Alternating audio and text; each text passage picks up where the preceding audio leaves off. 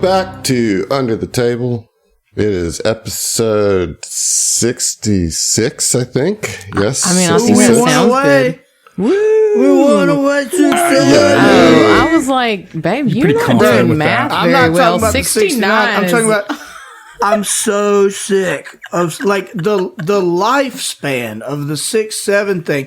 Now I feel like it's not the 18-year-olds and 25-year-olds or in denial 30-year-olds that are like keeping the 6-7 alive, but the fucking 9-year-olds and 11-year-olds, like they just will not let it die. Like it's still hanging in there, and it's in a school. If you're counting, you're gonna go past those numbers in sequence, and it's every fucking time. Mm-hmm. And it probably will be until you stop having reactions like that. No. I've got that reaction to you. My reaction with the kids now is so just defeated and 1,000-yard stare. The lightest eye roll, just like, all right, are you done? No, 6-7. Okay, we'll take another 10 seconds. I think we give it too much oxygen, man. Yeah. We give it way too much oxygen. Well, so what you're saying is suffocate the kids. No, that's terrible. That was a joke. We do not. I'm just saying, at least on the parts of the educators, we don't. We just have our strategy. We recognized long ago, okay, they're gonna keep doing it if we act mad about it or we get frustrated by it. And so we all, I think collectively, without having a meeting or anything, have just gone stone face anytime it happens and just okay, this too shall pass. And then when it goes past, we get back to doing our job. So we're not fanning the flames of the 6-7 thing for the most part, unless we're having a real bad day. Let me rephrase. I think we're giving it too much oxygen here. Well, I'm not worried about the 9-year-olds hearing this, I think you're still missing what I'm saying, but that's okay. Let's pass on. Let's keep this heat of the moment going, and because we're about to go into the Spellscar desert, and there's the Mana Storms, and that we're also doing the wild magic table here. Cool. Yeah. So just to lay it out, if we haven't already, for listeners, we talked about this a while ago. I don't even know if you guys remember, but we're going to be rolling, there's the Mana Storms, and they provide an environmental global effect. Those are separate from wild magic that happens in the desert. And so we were looking for it. We're trying to see where it says there's nothing in the player's guide that it just says that magic is unstable. If somebody tries to cast magic in the desert, it's unstable. So we went and what does that mean? And, then we went into Impossible Lands, and it talked about Wellspring magic. And then from there, that took us to, I have to look it up. Yeah, we went through a whole journey with this to find the table. So it's 3 books deep, that we had to go to find it. Damn. What is it? Just a wild magic table, pretty much? No, it's not what it's called in Pathfinder. Yeah. But I mean, to that point, basically, yeah. Okay. It is that, yes. But that's the thing. As I was looking, I typed in wild magic and couldn't find it. So we had to go the long way through all 3 different books, Impossible Lands and then Secrets of Magic, I think, to get to it, We went through the whole cycle of when we first were trying to figure it out, I was I want to say it's just the wild magic stuff. And we're and you were no, I think it's unique to the adventure thing. And we went on a whole rigmarole thing for an hour, and finally found enough to be oh, it is the wild magic table, but it's not called that. And it's 8 books away. Right. So we're going to be doing that while in the Spellscar Desert. Okay. What that means is that every time you cast a leveled spell, a ranked spell, you'll roll on a d20 on this table, and some random effect will happen. Some effect will happen. Yes, it could be positive, It could be negative. It could be neutral. It could be silly. Who knows? Is there like a save of it, or is it just like if you cast a spell, it is 100% random, or is it like it's random if you fail a save? No, there's no save. Okay, so it's just don't cast magic. Well, don't cast magic that is a leveled spell. Yeah. I mean, if that's your takeaway from it, that's your takeaway from it. All I'm hearing is cast magic, but with a little challenge. Well, you will be able to cast your spells, right? It just is going to trigger a secondary effect. It's on top of it. It doesn't yes. swap it out. Okay. Yes. Correct. Okay. That's correct. But those secondary effects could be great, could be detrimental. That's what I'm saying. That's what I'm telling you. It could go either way. Like you could be. Yes. I could be casting a level 3 heal and also fireball the person that I'm, casting it on. Exactly. Oh shit! Yeah, that's more what we're talking about here. John, question. Yeah. So on that note, regarding how magic is kind of borked, focal points or focus points. No. Would those count towards that as well? They're not leveled spells. Okay, they're not leveled spells. Well, they are actually, but we decided that. Yours aren't, because bards are cantrips, so you're good, but a lot of focus spells are leveled. However, my thought is that because it's from where you're drawing that magic is from your own focus, that focus spells will not be affected by the external effects of wild magic. I feel like that's more. Yeah, you know what I mean? Yeah. I feel like that's more. Is the focus. That's great. Yeah. That's how you want to interpret it, particularly for Bruce. But I just mean anybody that has a focus spell, because you may lose a character and have to bring in another character. So we're just doing a general. Here's the rules for it. Focus spells, cantrips, we won't be rolling on the table. So ranked spells, that includes spells casted from wands, if it's a ranked spell. Yep. So how are you feeling about playing a caster? Because, you did know about this from the get-go, and I seem to remember when you started, you're like, this sounds like fun. Yeah, I'm into it. I want to do it. But as we get here, I'm sensing a different perspective.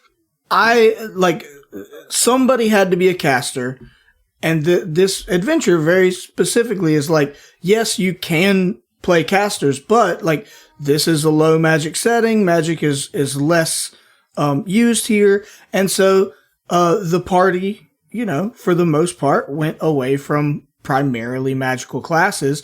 And I was pretty adamant from the get-go. I was like, okay, well, I'll bear that cross. I'll be the caster. I like casters. I've played a lot of martial characters.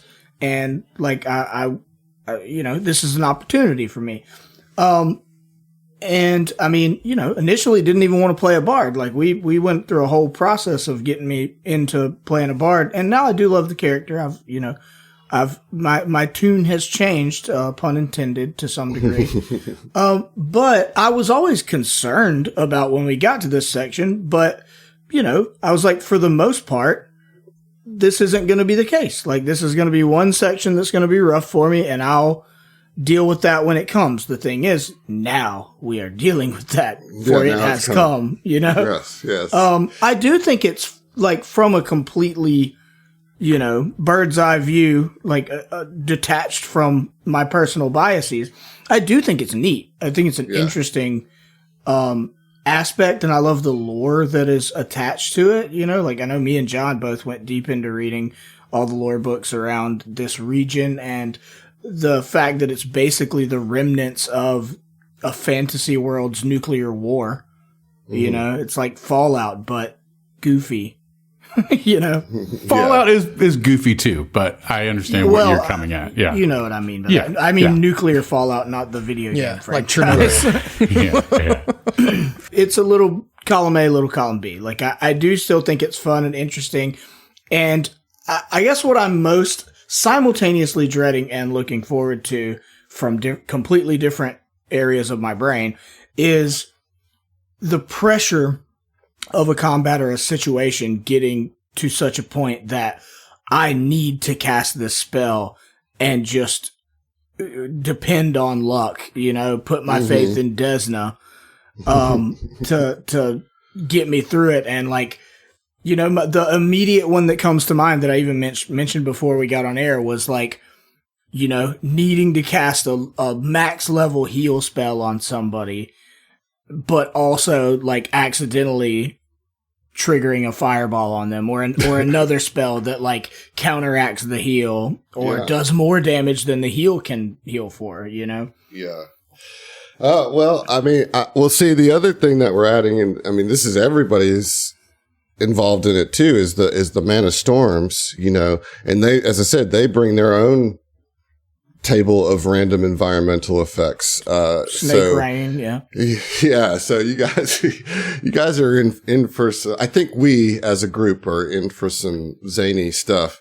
That being said, we kind of left our group here in the throes of discombobulation. Passion. Yeah. And you guys were boarding the ship, but both Emir and George had just had some harrowing experiences leaving Jules and Bruce to get them on the ship. Was that pun premeditated? Yeah, yes, indeed. And so, thank you for catching it. So they basically, we got everybody into the library. You know, there was a pretty eventful day at the market, and I think that just we're at a regrouping session here. And so the four of you are sitting in the library in the upper deck of the Second Kiss. Now, I will go ahead and tell you that Captain Winslow will not be making this trip. She is staying behind at Cloud Reaver Keep to recover from her poisoning. So Dresden will be the designated pilot for the rest of this journey. Joining you in the room is Isuvu, who got it right this time. who has, you know, been asked by Bruce, or has kind of said, hey, I can join you. I have skills. And Bruce has been like, yeah, but I don't know if that's really been brought to the rest of the party. So the five of you are in a library, and we are having a little chat. And that's where I'm going to hand this over to you guys. Everyone, if you haven't already met Isuzu, it's a Suvu. It's a Suvu. It's all right. People always get that mistaken. Yeah. You can just call me I got Suvu. it wrong this time. Damn it. Okay. Why'd y'all name it after a car? No, I'm kidding. Kawasaki. That's my brother's name. Everyone, this is Isuzu. I know we've been on a bit. No, again, it's a Suvu. Just like, take a second. I'm a Suvu. We have met.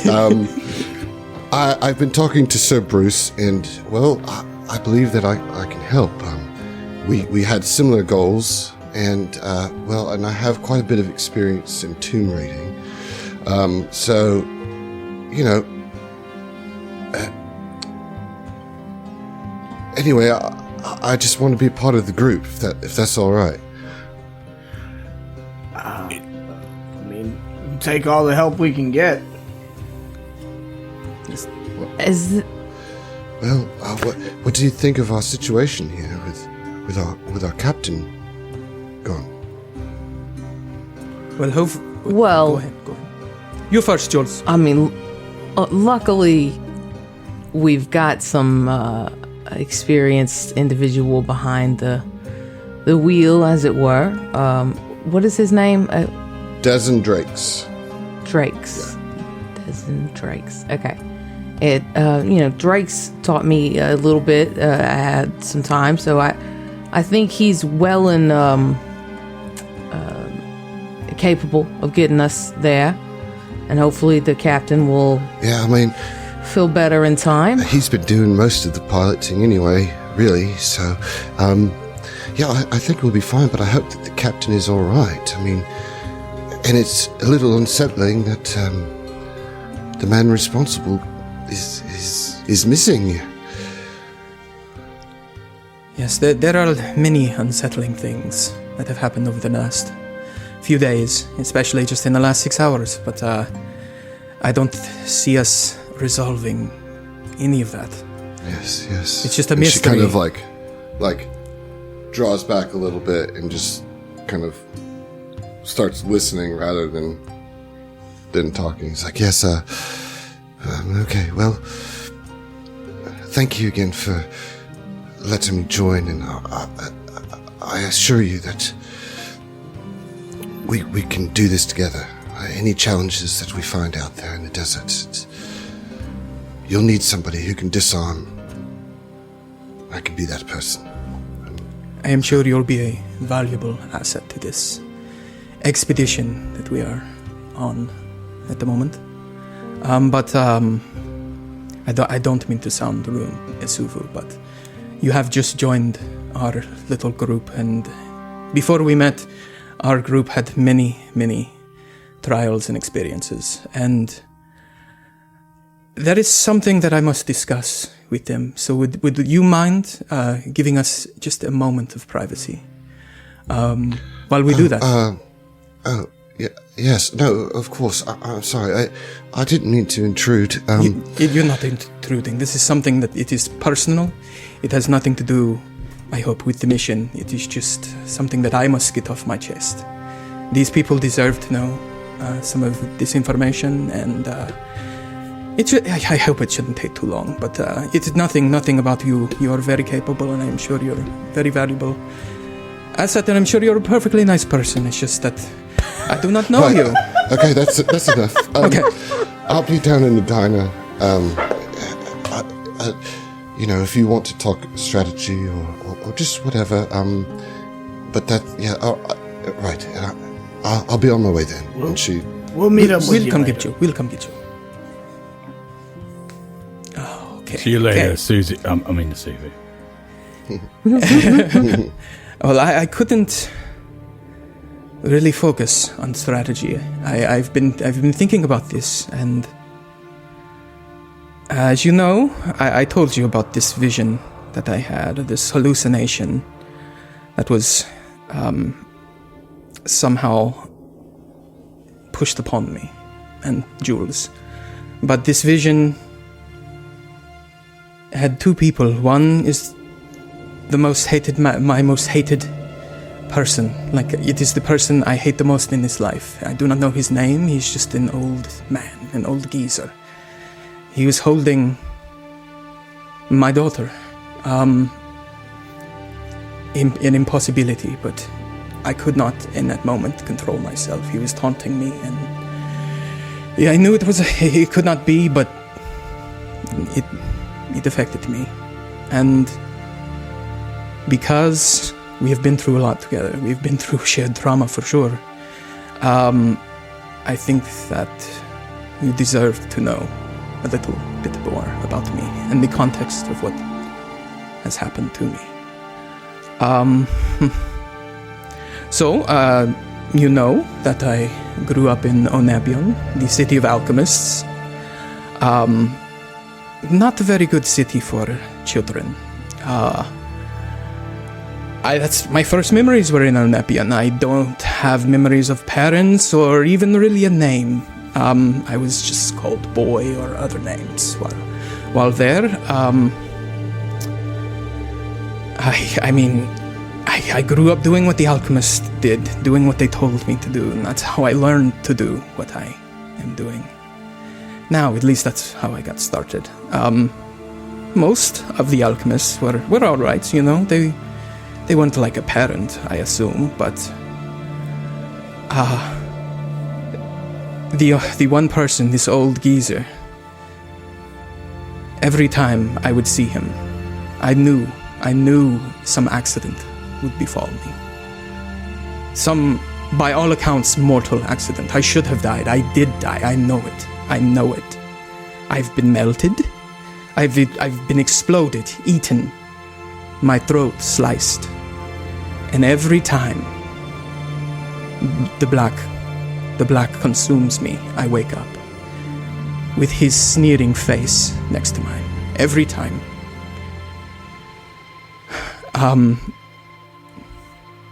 After the last occurrence, I decided to devise a plan to escape.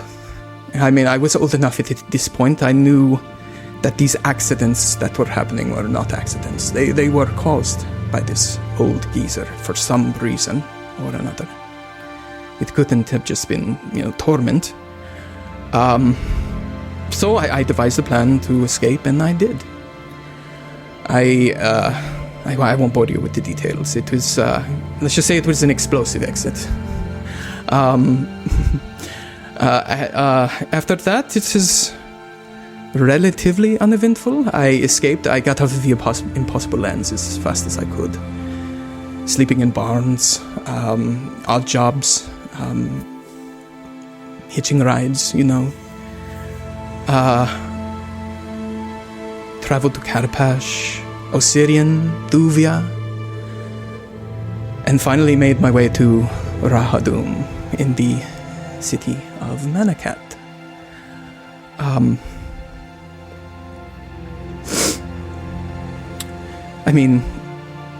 It was pretty nice. I got a very good job, a very cush job with the Ocularium. Working with a lot of nerds, I felt very at home, and that is where I met Layla, and I fell in love.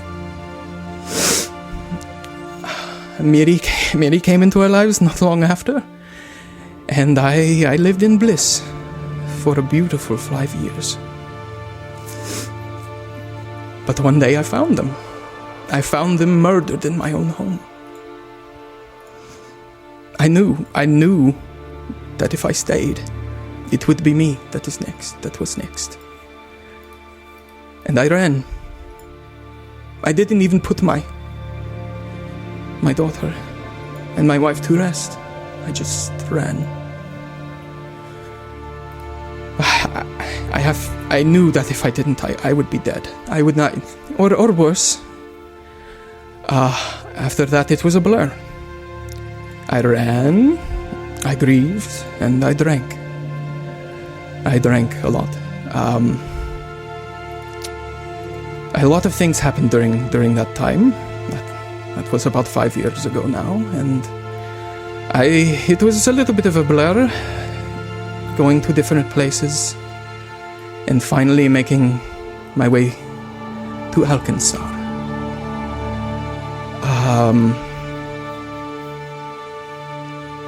I did not know that the old geezer. I still do not know this. It was a hallucination. If he knows where I am, if he knows, he will come after me. I just know it. I look back and realize that coming to Alkenstar was just foolishness. It's so close to Onebion. But I figured, he found me in Manakat. Why would he expect me somewhere closer? But now I'm wanted and my face is everywhere. So I assume that he knows. I do not know. But that is my story. We might have someone else we have to worry about, and I am sorry. Pookie slides out and just nuzzles against Emir's neck. Oh, yes, Pookie. He has been with me the whole time. Yeah, I was going to say, we still didn't get his origin story, just yours. Pookie has been with me the whole time. Okay, can we take a step back? Obviously, you've been through some rough times, and for that, I think we all, you're a friend, right? Like, we don't... Of course. We don't want people that we care about to suffer, but that's in the past, and there's nothing we can do to change it. But speaking of that past, I feel like you kind of quickly moved past the most compelling part of the story to me. Are you saying that you're basically freaking immortal? No. You keep immortal. Dying and being resurrected. I was in the city of Alchemist. I just assume... I don't know. I don't know. But how could I be spotless, I've gone through this thousands of times in my memory. How did I live? Why did they spend so much resources resurrecting me, or why were they so interested in me? I don't know.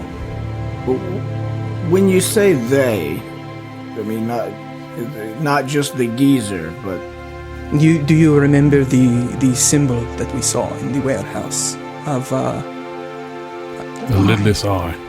Yes. I do not know what that means, but I have seen it. I have seen it in Onepion. I do not know the name of the Alchemist Guild I was imprisoned in. I just know its head. The man, the old geezer I spoke of. I am filled with... The lidless eye, is that... Where did we know that name from? That's the information that we gathered from the asynchronous archives, correct? No, it was in During our research. Asawana. Is his name Asawana? Yeah. Yeah. The guy that flew off on the bird in his warehouse. Rubbing. Yeah. Ah, okay. Yeah. You are in a library. yeah. So if you guys want to roll, one of your knowledge checks, I'm not going to tell you which one. That would be pretty cool. You know what the 4 knowledge checks are, right? Nature, Arcana, Religion, or... Well, there's actually 5. Bardic lore, baby. Well, yeah, I know. What's the other one, though, that I'm... Occultism? Occultism. Yes, occultism. Okay, yeah. So you can roll any one of those. Obviously, yes, you can roll Bardic lore. And you can roll it with a +1 because you're in a library. All right, yeah. Maybe this airship's library would have something on it. Never know. I'm going to roll occultism. I think I will roll Arcana. Ooh, baby. Emir rolled a 31. Wow. Jules, on the other hand, rolled a natural one. That's a book. Yeah. That's a book. So you said... I reckon. Got a 24 on the Bardic lore. Yeah. Religion check, I got 22. Okay, Emir, you're thinking about this image, and you're looking in the libraries, the books in the library, and it's most of these books are adventure stories. This is not a research library. But you do remember that Asuvu mentioned being like a tomb raider or an explorer, had like a backpack full of like tomes and scrolls and maps, right? Like she's an archaeologist, an anthropologist. And I'm with that. I mean, because you're the only one that succeeded on this. This is a very rare thing, and so we'll just say that you speak to her. I mean, it's up to you. Do you want to let her know about the eye? I don't want to. I think after I tell my personal details of my life, like we can have like a discussion or chat or question and answer period. And then we would just like go get her, to start strategizing. All right. So we'll say that happens at some point in the future, because I'm sure there's still a conversation that needs to happen about your story. But she lets you know that this is the symbol for Nyarlathotep. Oh. Otherwise that's known one as of the the crawling chaos. Yes, an outer god. Outer god, yeah, that's it. Oh. Well, that's cool. What? Yeah. Isuvu, could you throw that name out there one more time? I'll do my best. Maybe I'll be able to say it better in this accent. Nyarlathotep. Nyarlathotep. Yes. Yeah, One of the hell great yeah, old that's... ones. Where did you see this symbol? In my childhood, where I grew up. That is unnerving, to say the least. Now that I know the tracks. Yes. I mean, now that I know what it means, it makes a little more sense, maybe, but it's a little more unnerving. It's not encouraging. No. Like, how does it make more sense? I don't understand that part. Well, it was not a very good place for a child, you know? It sounds that way. Yeah. I mean, I saw tentacles. There were tentacles.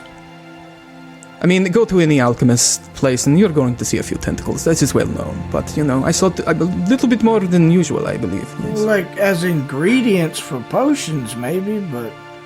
I mean, were there creatures attached to the tentacles that were, or like, just living? loose? Oh, both.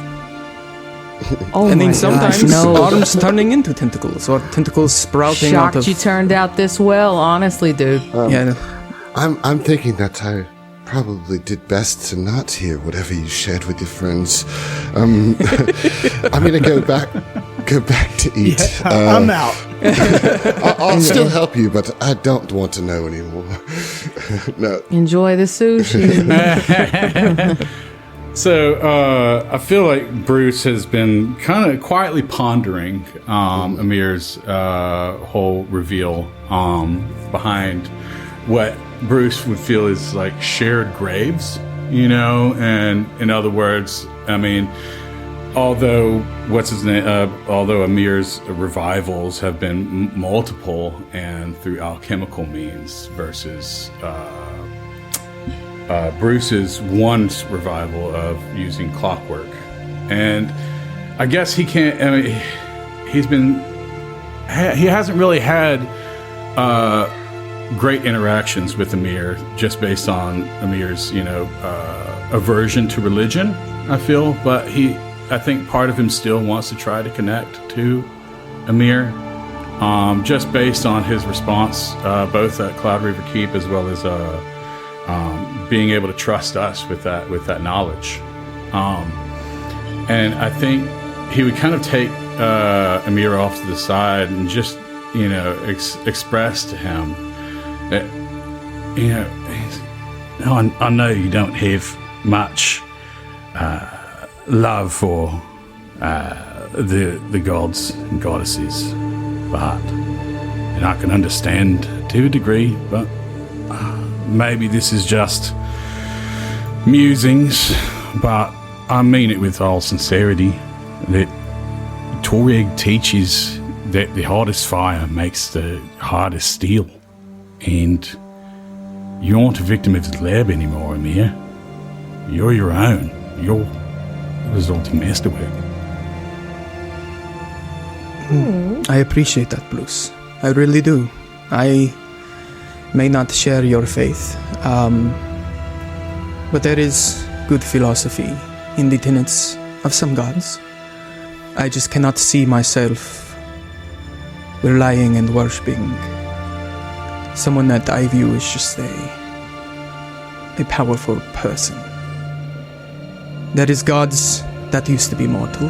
I could become a god, you never know. So why should I worship someone that was once like me? You know what I'm saying?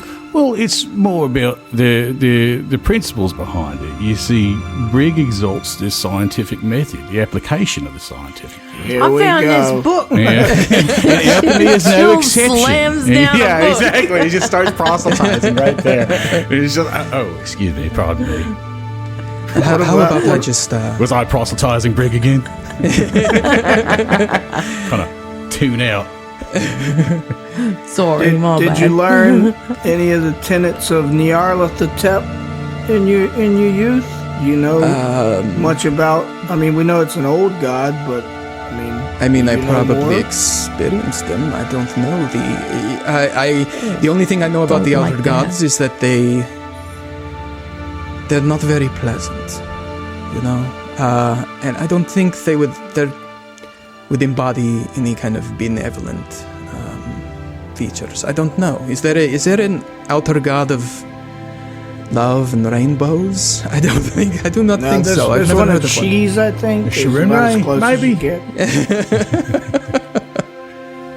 After hearing all of this, and we're like kind of Trying getting it to out laugh in it the off. You know? yeah, Jules kind of would take a moment and just maybe sit in the corner. Just take 5. How the fuck did I get here? Because everybody else has like these big grandiose backstories, and Jules is just over here trying to make a dollar. Like, she's literally just a gun runner. She's just trying to like make some scratch and make a slight name for herself. Nothing crazy. And then somehow she gets wrapped up in all of this nonsense. What the motherfucker talking about outer gods? I mean, for what it's worth, you do have something of an interesting backstory. What being the offspring of a runaway genie and all, but we don't talk about that. I don't put much stock in that. That's not you her don't. story to tell. But it is where you came from. But where am I going? George, where am I going? That's what I want to know. Into the Mana Waste with a bunch of, like, crazy religious person. She's saying this to herself. She's not saying this to you. What about with a friend? Crazy religious. Nice. Nice. Dwarf. With a friend. That's so good. Oh, I'm so proud of you. Nice. But yeah, no, I mean, seriously though, it is wild because, okay, we're running from the law. That was how this started. And now the amount of sheer nonsense that we are caught up in, but that she is somehow on board with. Like, she's still here. She could have like bowed out at any point. But no, Why do you she's think in she's here still riding here? the stake storm. Why do you think she's here? I think she wants to protect this little family that she's made, this weird cadre of goobers, and also her brother. They haven't always been the strongest connection per se, but they're twins. Well, this is like the longest y'all have got along. Yeah, definitely. I mean, shared trauma will do that, right? Yeah. And also, Bruce is a little new still, but Emir, we had like this little kind of take Osaze under our wing moment. And when we lost him, that was kind of rough. So now there's this double down mentality of, well, fuck that. We got to save everybody. Got to protect the crew. So I think that's the main driving force, like not only to get herself out of all of this trouble, but also to make sure that her family stays safe. Yeah, I mean, it's a lot, and I don't think it's crazy for you to be like, all right, I'm gonna go process for a little bit, and then Bruce, I imagine you might. Oh, I don't know. You tell me what you do at this point. I was thinking about trying to console Jules, but really realizing that probably she needs to sort this out by herself. She went to go sit alone. You know what you need is some brig in your life. Exactly. I think this is a kind of a realization that not everybody is That'd be the receptive thing to she brig, lose her shit over. How about some brig in these trying times? Yeah. Would you like some brig? Put it out for you. Nice slice of brie. But for now, I'm not sure what he would be doing. Probably just kind of like looking over the various just books, just idly, in the library, kind of listening in on any kind of conversation that's said. If he has something to say, then he's going to say it. I'll say this, as Emir and Bruce and George are still sitting in the library, and Emily, Jules walks down the stairs, right? Are you going down the stairs like to the bar, or? I was mostly just kind of like, we're all located right now on the map on the top corner. I was going to go down to the bottom corner. Oh, so you're sticking in the library. Okay. Yeah, I was staying in the library because I assumed we were going to have like tactic talks. I was just taking a $5. Just a cool little minty bee in the corner. No big deal. Yeah. Well, okay. So coming up the stairs, the spiral staircase, you see Aetheri, and she's like, "Well, hello. I guess we're back at it again. Don't worry, Emir. I'm not going to say anything to you. I can take a hint. I'm just going, just heading to my room. I'm not. Bitch, I ain't trying to have sex. I'm not. I will leave the door open just in case you change your mind. Emir is just casual. wondering why is she still here? You know, like why is she still on the ship? She's after you, homie. She's hungry. I'm just going to go read in my room. It's fine. Good night. Read some erotic novels. Yeah, I was gonna say, gonna go read some pornography. Smut. Light smut. That huntress down there is making too much rackets for me, giving me a headache. Oh. What's she up to? You would think probably drinking. Okay. As long as it's not anything crazy. Do we hear her? I mean, you just hear drunken songs being sung, just getting a little rowdy. Okay. And then Lucky just kind of pokes his head up. He's like, all right, well, I guess everybody get tuckered in. We're going to leave first thing in the morning. Hope you got everything you needed at the store. I'm making some dinner if you guys get hungry later. Some stew, so... don't worry, we're going to still get you out there where you chartered us. Captain Winslow sends her regards and apologizes for not being able to join us. But, well, don't worry. Me and the goblins and Desmond, we got it under control. All right? I'm back off to the kitchens. And he goes. Question, real quick. Did we mention in the last episode anything about, what we went and, did as far as store, shopping and everything? I can't recall. Okay, that was the whole episode. Was there something that you didn't? All right. Was there something you didn't get to talk about? No, because I'm sure I had it all bulleted list, so I could go ahead and make sure I had it all explained. Yeah, we did. We did. I the just whole want to make thing, sure we yeah. did. Okay, all right, cool. Yeah. All right, make sure. All right. So, what about George, Emir? What you guys doing? I mean, I think once people start to kind of depart and make their hunker down plans for the evening. I mean, George has got a lot on his mind as well, but I think, comes back to kind of maybe sit in the library. I'm assuming Amir's still in the library after everybody left, probably thinking, and George comes and maybe sits on maybe there's a sofa or something in there, sits next to him, and it's like, Emir,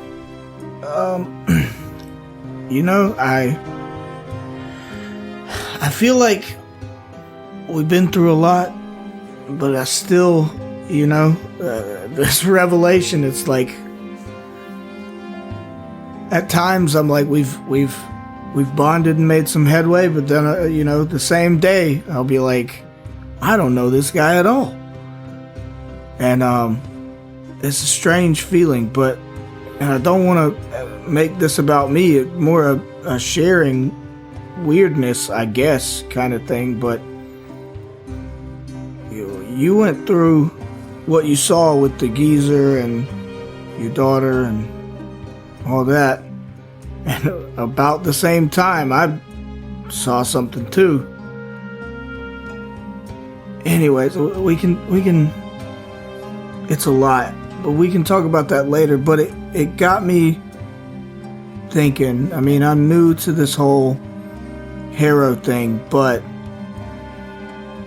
you're obviously going through some trials, some changes, some reflection, and I think it might do you some good if you let me do a hero reading for you. Maybe, if nothing else, it could be, therapeutic. Just work through some thoughts.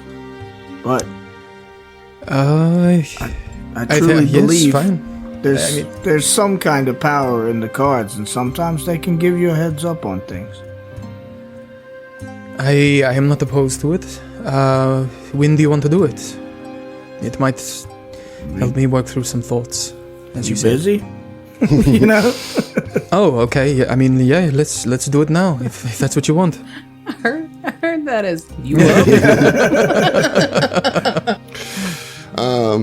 So yeah, We'll see where it goes. Yeah, imagine you take him to your My room. room. Yeah, yeah, and you lay out your new rug, your new carpet. You know, that gives you some bonuses to harrowings, and while that's not necessarily going to come into play mechanically at this point, I do Might make all the difference. Yeah, I think that it definitely enhances this reading that you're about to give, and we're going to let Heath do a reading using the Hero deck. So, let's go. Gotta, pop the lid off at some point. All right. First of all, Emir, I just want you to know you're safe, and I'm here for you. But Appreciate it. we both been through some weird stuff right here recently. But the Hero, there is power in it. It's not just a bunch of hocus pocus, and I've had to learn that the hard way. So I need you to think about it and figure out what it is you would like to know from this harrowing, and ask me a question, and then we'll start. That's all you need. A question. I thought a lot last night about what happened. I know my wife and daughter are dead.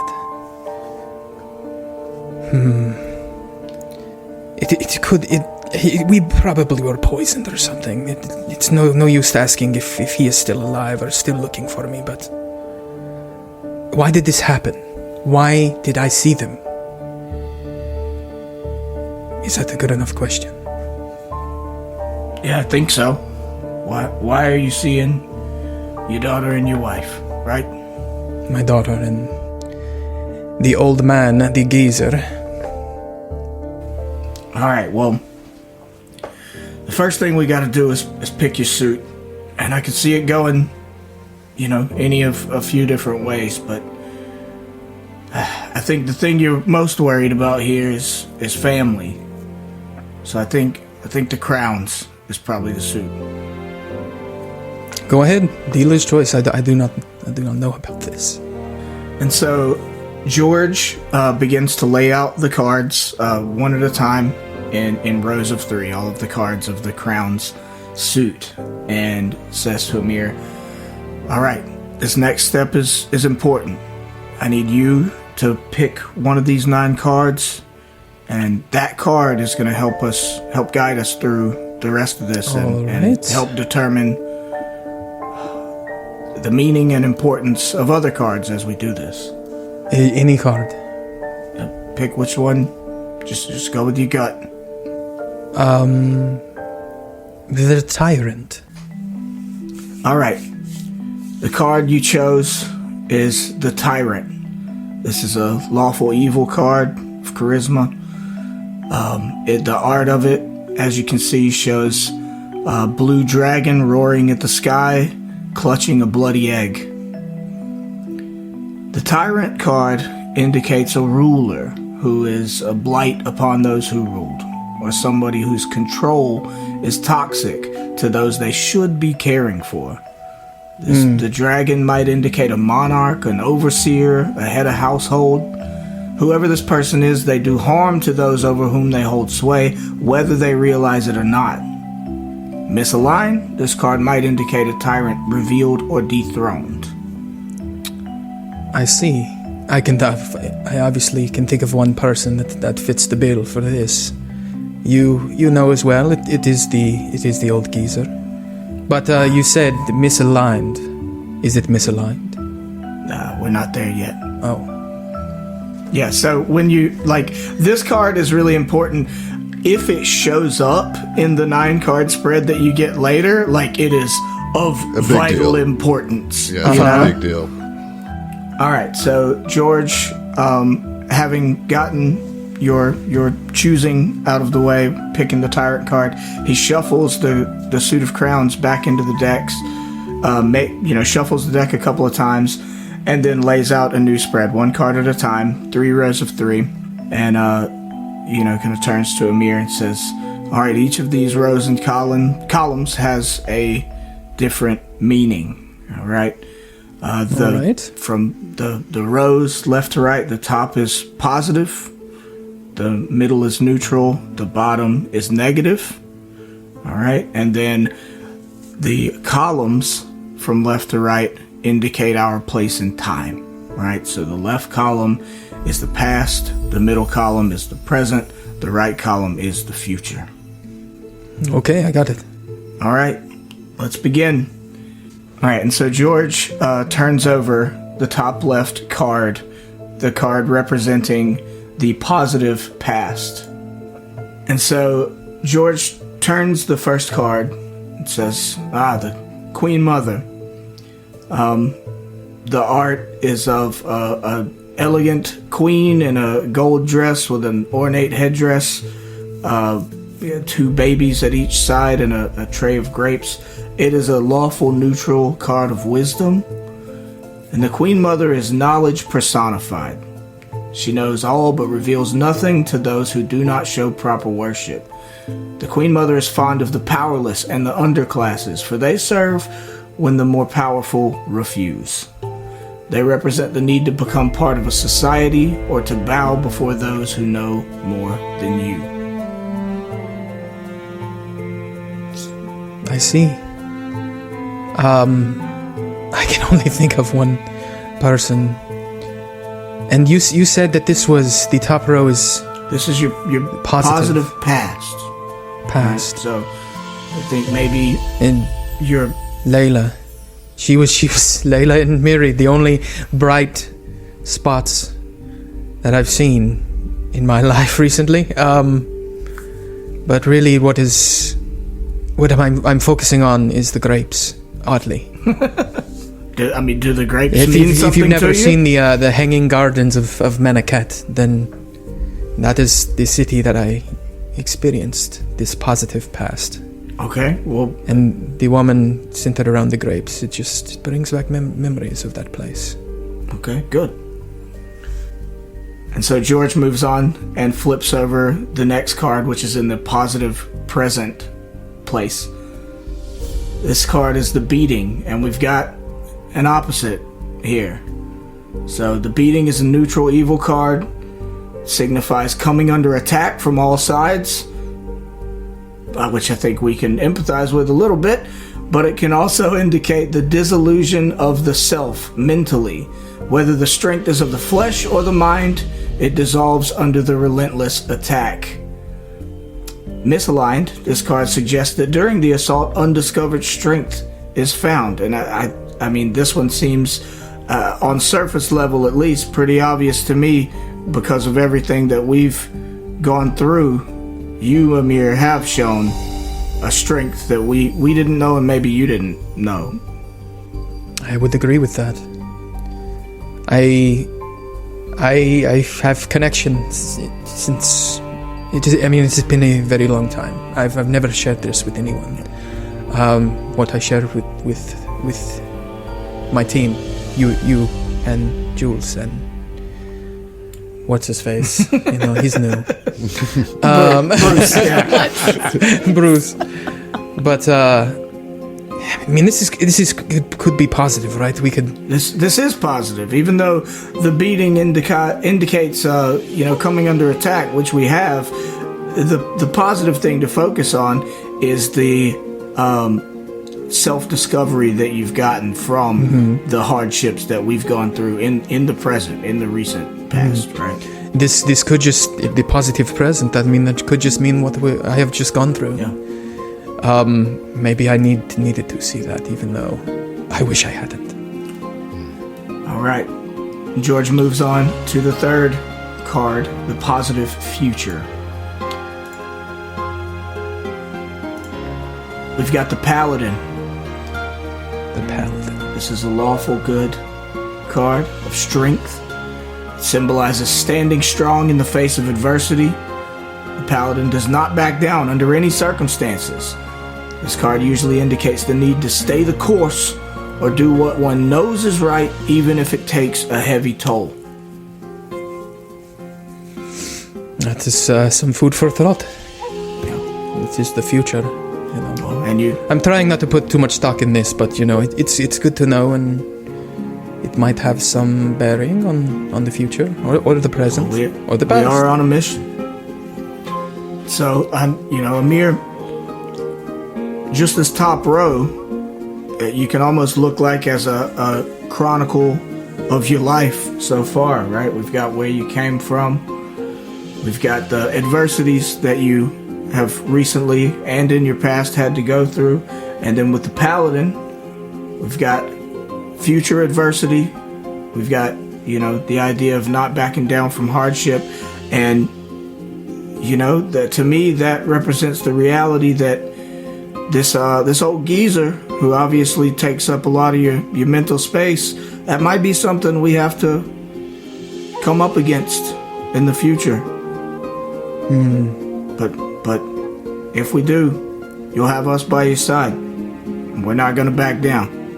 If I see him, he is dead.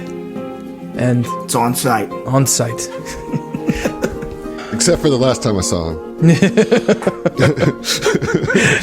I'm ready now. Awesome. Right. Awesome. We're going to move on to the next row. I will preface by saying this row is a neutral row. There's a lot of uncertainty that's associated with this middle section. And so for our first slot, this is the unclear past. George flips over the card. There's a very burly man with a beard covered in furs who has just felled a dragon or dragonkin of some kind. This is the Mountain Man. It's a chaotic neutral card of Constitution. And it is an opposite. The Mountain Man generally signifies an encounter with a physical power outside of one's control. It can personify an authority, an army, an earthquake, or even a desperately needed rainstorm in a parched land. Acceding to the force might be wise, but surviving it is paramount. However, Emir, this is an opposite, so the interpretation is intended to be to take that idea and flip it on its head. So I won't lie to you. I'm having a little difficulty making an interpretation out of that. So death is paramount. It does. Okay, it's not. Doesn't mean maybe not that literally opposite. But inverted, right?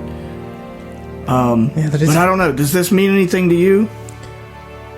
Not currently. No. This is the unclear past, so I don't really know. Yeah. Well, maybe we carry on, and the further cards will give us something to latch onto for that one. So. We'll move on to the next slot, which is the unclear present. All right. In the unclear present position, George flips over the card. This is the empty throne. It shows a ruler with a crown on his head, but a spiritual crown floating above his head, and he appears to be in some distress with his hands over his face. This is the lawful good card of charisma. And the empty throne has a sense of loss that is palpable. It signifies that those who are gone will always be with us. They taught us important lessons, if only we choose to listen. This card can bring information from a far off or ancient source.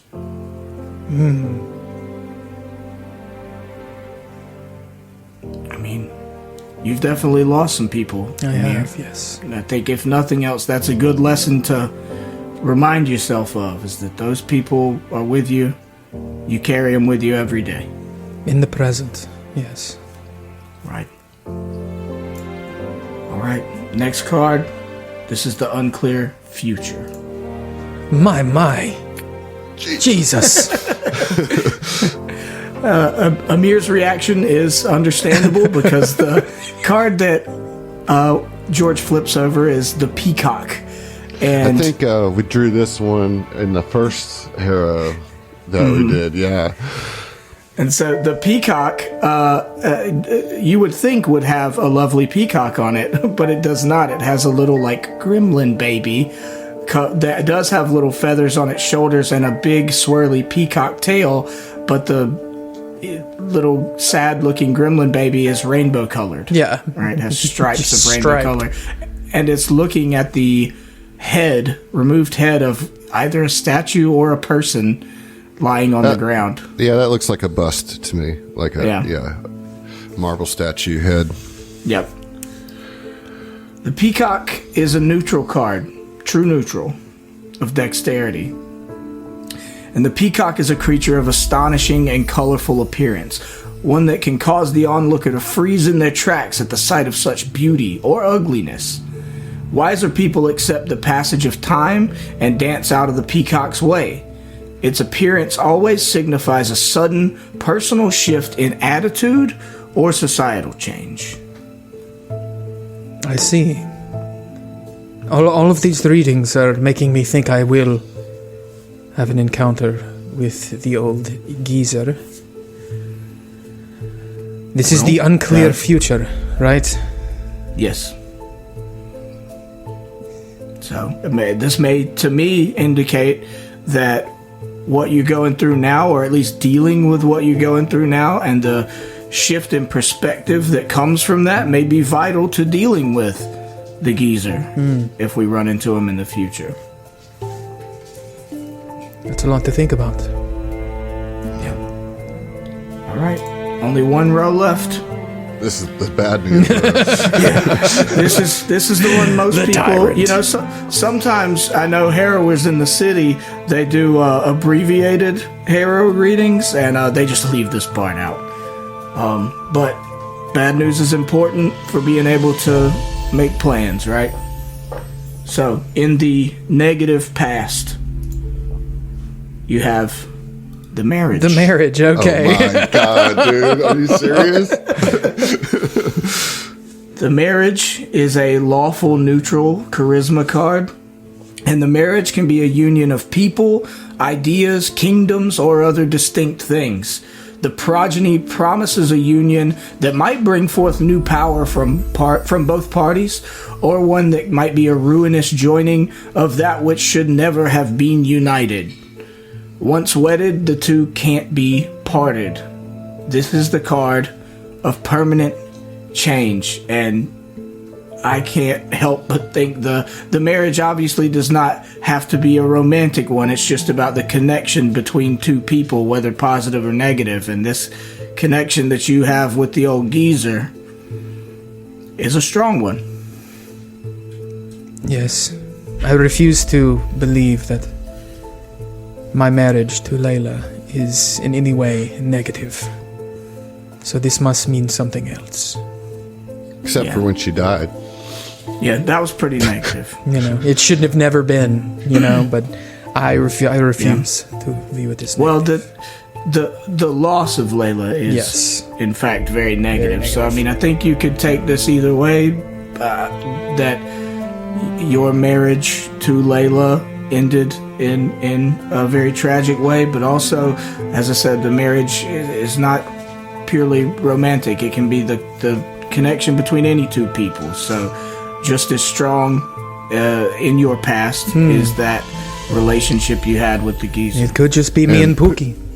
I was just about to say, Pookie slides out of your bag and sits on your shoulder as this is being read and goes...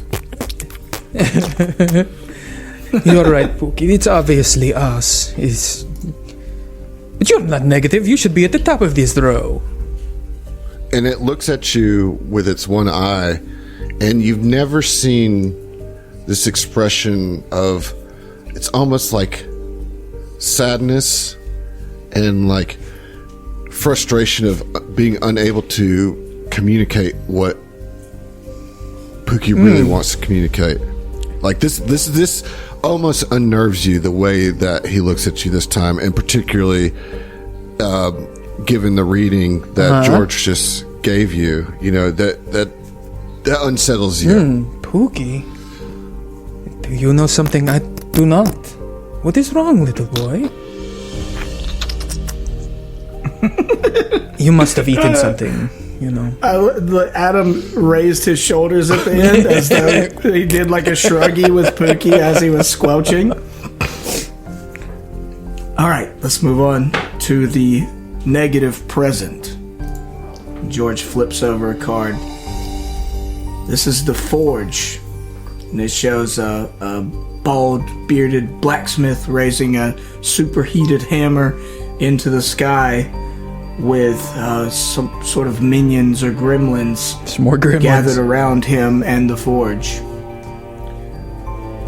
This is a lawful neutral card of strength.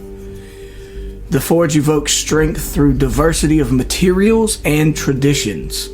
The blacksmith represents those who can survive supernatural trials by fire. But the Forge's fire is so strong, it burns many to cinders instead. This card often represents a dangerous event that requires many sources of strength to overcome. Well, thankfully I have my comrades around me.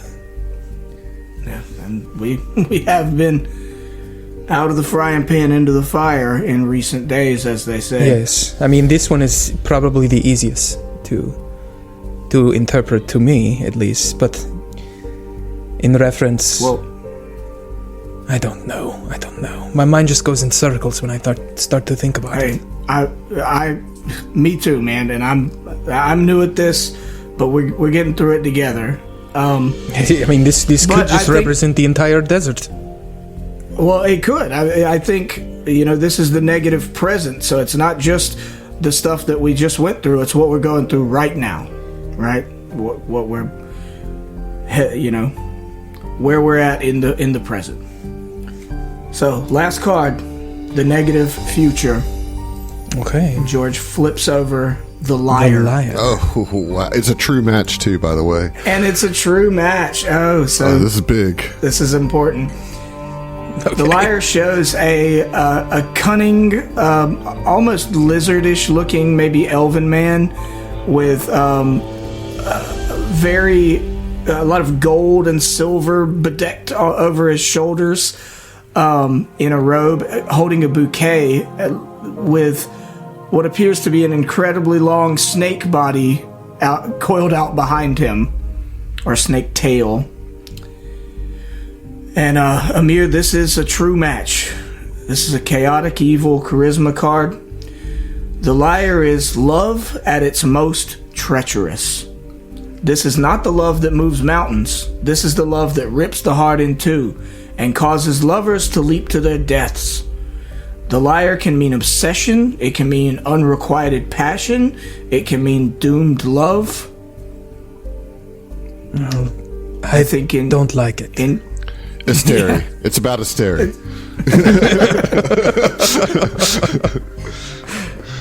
I'm just kidding. It's not. Can I ask you a question? And I may be way off base here. I know you sort of grew up under the tutelage, under the whatever of this old geezer. When you were younger, did you have a love for him, or was it always a fear? No, there was never any love for him. No, I mean, the only time I really saw him is when I knew that the pain would come. Sitting. Yes? I mean, you would know, Pookie. You would know. It nuzzles up against your neck. Pookie knows. It's okay. It's in the past. He cannot hurt me. He has already done all that he can do to me. I think being that this is in the negative future, it simply bodes that the things that you love in your life, the people that you love in your life, there's a lot of potential here for them to cause you pain or to cause tragedy or any number of negative things.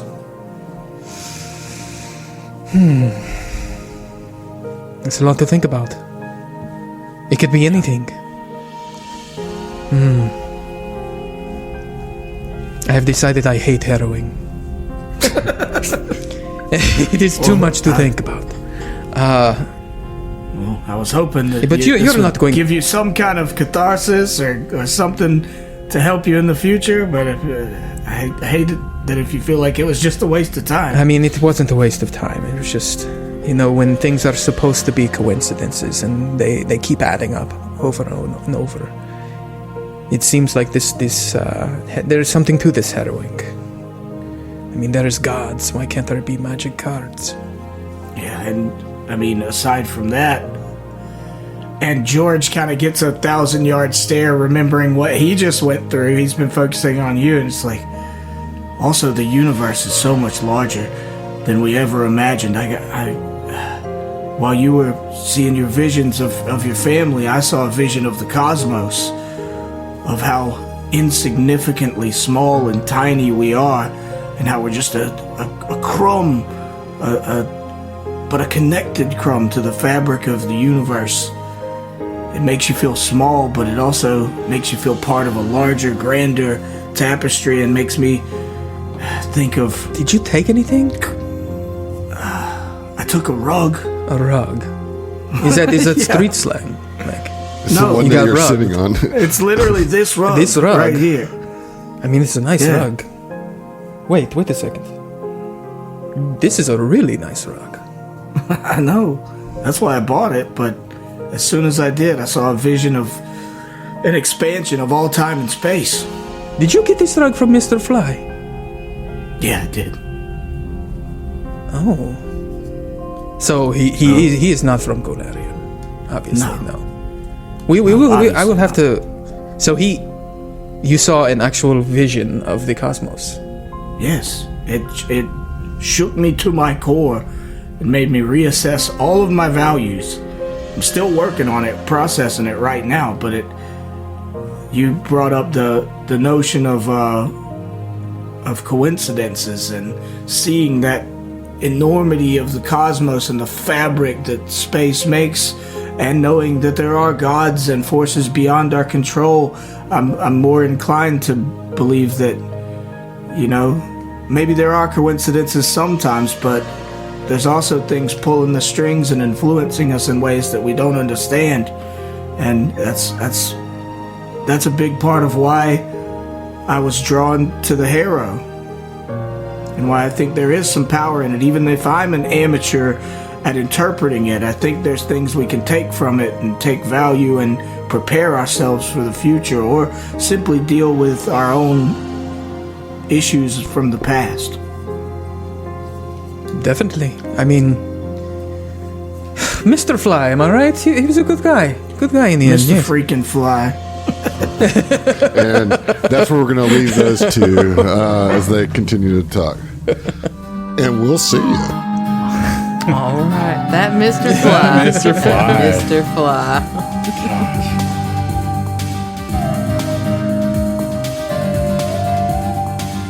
Thanks for listening to the STF Network. If you want to hear more from us, check out our other Starfinder and Pathfinder shows at thestfnetwork.com. That's thestfnetwork.com. And support us on Patreon to listen to our bonus podcasts, including our homebrew adventures and Tom Talks, our behind-the-scenes show. Stay groovy, possums.